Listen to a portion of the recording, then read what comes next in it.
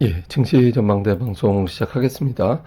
미증시는 빅테크 실적이 거의 다 나왔죠. 뭐 애플과 알파벳에 대해서는 걱정이 좀 있지만 엔비디아, 메타가 강세를 보이면서 지수를 끌어올리는 그런 역할을 했고, 금리가 다시 올라간 거는 좀 부담됩니다. 3.8%까지 빠졌던 미국 국채금리가 고용지표 강세 보이면서 다시 4.0까지 올라간 거는 조금 부담이 되는 재료고, 우리 증시는 해외 요인보다는 국내 정책, 수급 영향으로 올라갔죠. 밸류업 정책 효과 때문에 금융주 등등이 올라가면서 코스피는 올라가고 그쪽에 자금이 빨려 나가면서 코스닥은 빠지는, 예, 그런 현상을 보였죠. 근데 어쨌든 외국인들이 역대급 순매수를 보이면서 증시를 주도하고 있거든요. 그래서 증시 자체는 주포와 주도주가 있는 뭐 전형적인 어떤 상승 흐름을 타고 있는 게 우리 증시의 특징. 그런데 코스닥은 못 간다. 이렇게 이제 정리가 되고 있습니다. 지난주 주요국 증시 보면 한국 코스피가 제일 많이 올랐습니다. 그런데 코스닥은 오히려 빠졌죠.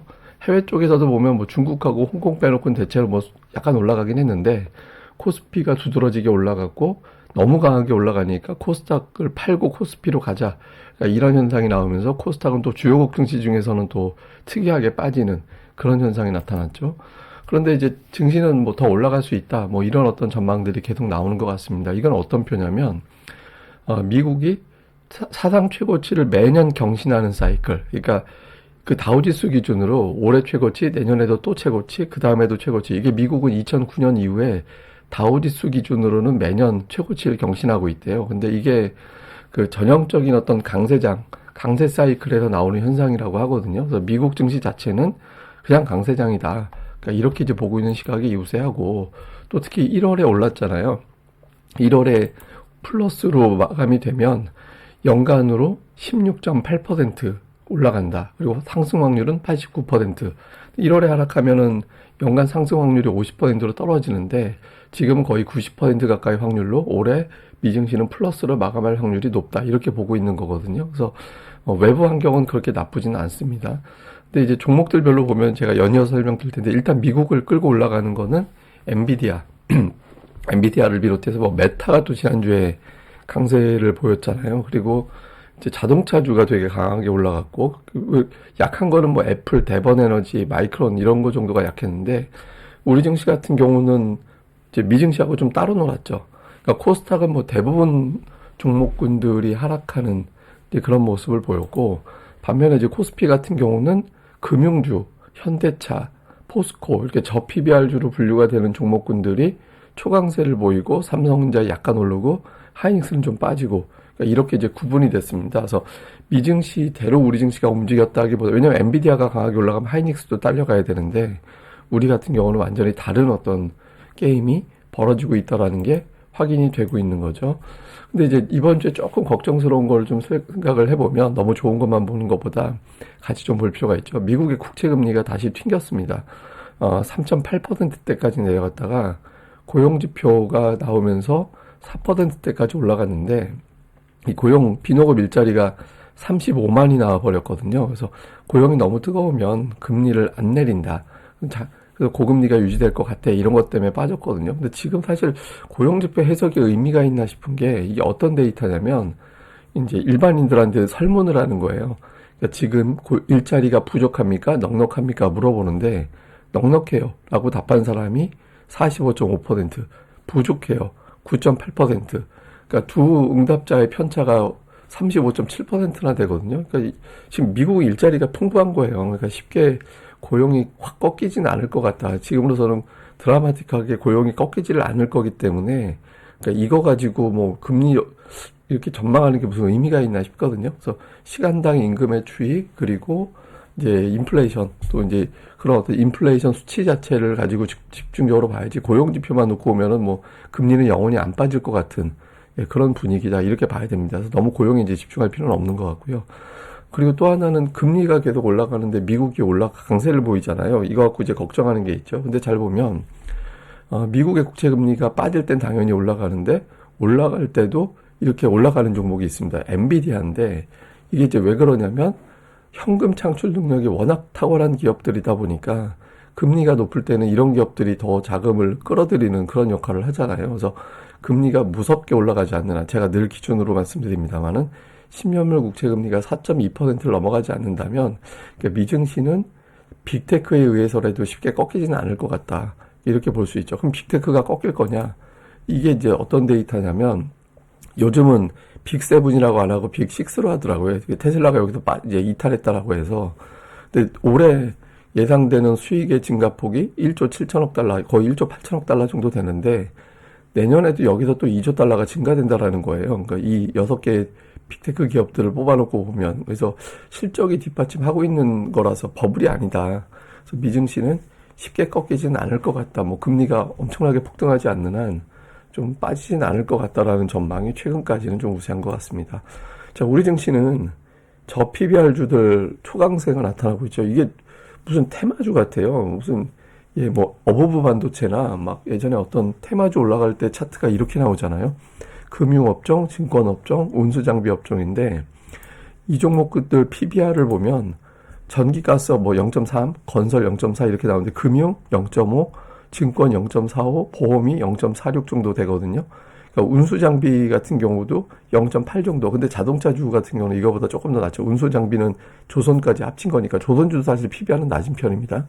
그래서 어쨌든 이렇게 이제 차지하고 있어서 지금 이제 저 PBR주들을 타켓으로 집중적으로 공략하고 있다. 근데 이게 이제 보면 사실 외국인들 잔치인 거예요. 그러니까 금융주들, 외국인들 지분율 보면 KB금융이 73%, 하나금융이 70%, 신한지주가 61%잖아요. 그래서 이게 개인 투자자들을 위해서는 제가 보기에는 코스닥을 붐업할 수 있는 어떤 ETF, 강력한 ETF를 출시시킨다든가 이런 정책이 좀 나와야겠죠. 근데 지금은 외국인들 좋은 일이 벌어지고 있는 거라서 사실은 이제 조금 개인 투자들 입장에서는 소외받는 투자들이 적지는 않을 겁니다. 그래서 이런 부분들도 좀 있고. 그 다음에 좀 이번 주 챙겨야 될 뉴스는 지난번에 한번 보여드렸던 뉴스가 재판이 연계되는 바람에 나오는데 어쨌든 이재용 회장의 어떤 그 재판 이 결과가 나오게 되고 근데 사실 뭐 재판 결과랑 증시랑은 그렇게 지수랑 그렇게 연결이 된다 이렇게 보기는 어렵고 오히려 뭐 좀 이제 부정적으로 나왔을 때 증시는 더 이제 삼성전자 주가가 오히려 올라가는 경향이 있긴 했거든요. 근데 다만 이제 이번 같은 경우는 좀 여러 가지 결정해야 될 사안이 많다라는 점에서 보면은 좀 시장에서는 좀 관심을 가질 겁니다. 그래서 이재용 회장의 어떤 재판 결과 이것도 이번 주에는 좀 챙겨야 되는 중요한 뉴스 중에 하나다 이렇게 봐야 될 것 같습니다. 자, 수급에서는 외국인들이 엄청나게 매수를 했습니다.